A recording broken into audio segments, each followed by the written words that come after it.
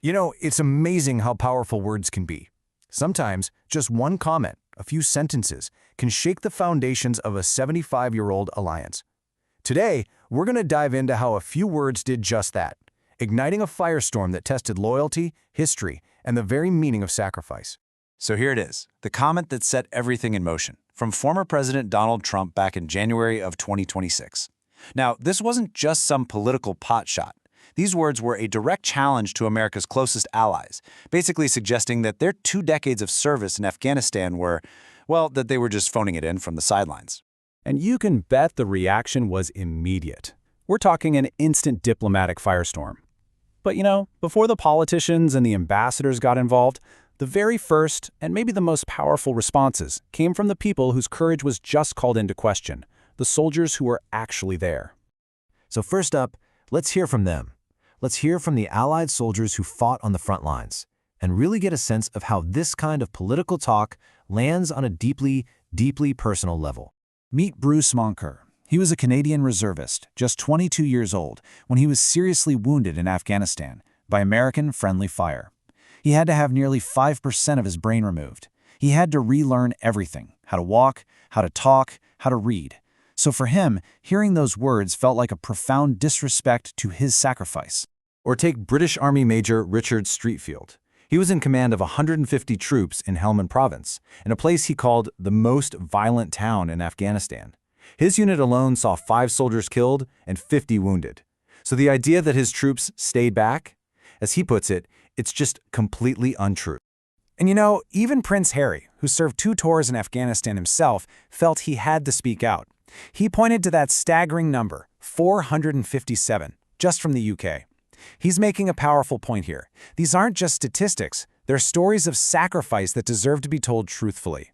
And this one, from a Polish Special Forces veteran, really gets to the heart of it. He directs his comment to the families of the 44 Polish soldiers who died. And he makes this crucial point, that this was, at its core, an American war, and allies like Poland joined out of solidarity after the U.S. itself was attacked. Okay, so we've heard these incredibly powerful personal stories, but they aren't just stories. They are backed by cold, hard facts. So let's pivot for a second from the emotional fallout and look at the actual data behind the entire NATO mission in Afghanistan.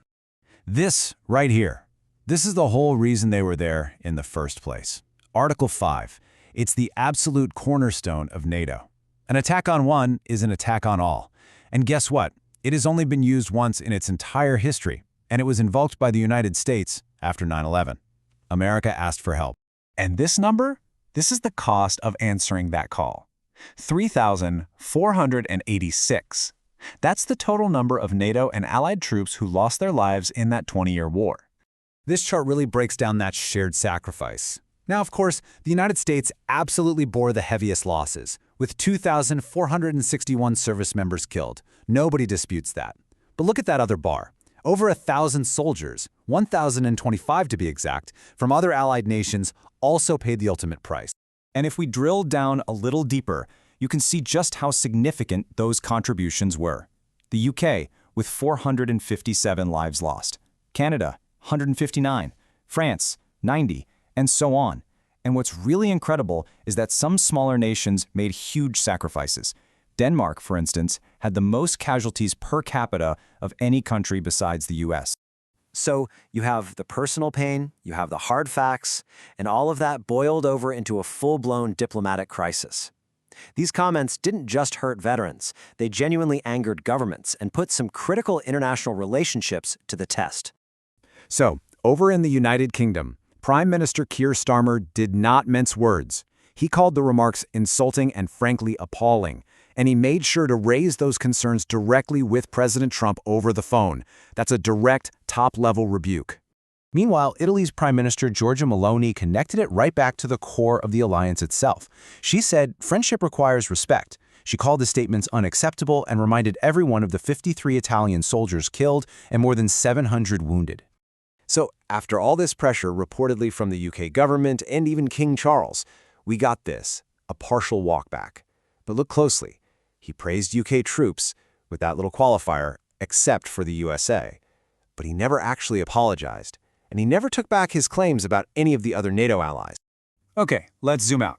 Because this whole thing didn't just happen in a vacuum. It actually taps into a much broader, data-driven shift in how some of America's oldest allies are feeling about the relationship. And the United Kingdom is a perfect case study. And wow, just look at this data. For the very first time, more people in Britain distrust the US to act responsibly on the world stage than trust it. That's a 15-point drop in trust in just 1 year. That is a massive change. And then there's this, which is frankly a shocker. In post-Brexit Britain, when you ask people who their most important partner is, nearly 60% say the European Union. The US comes in at a distant second. That special relationship is looking pretty shaky from this perspective. But, and this is where it gets really interesting, despite all that distrust, the British public is still pretty pragmatic. They're almost perfectly split 3 ways on what to do about the alliance. It suggests they're cautious. It's not a call to just walk away. It's more like they're nervous, but know these ties are just too important to sever completely. And that's really the story here. How one single comment can set off this incredible chain reaction, from the personal pain of veterans to the undeniable facts of history, and finally, to the political cracks in a partnership that's been a cornerstone of global security for decades. Which leaves us with a final, big question. In a time of shifting trust, where facts themselves are often up for debate, and where just a few words can seem to rewrite a history written in sacrifice, what is it, really, that holds an alliance together?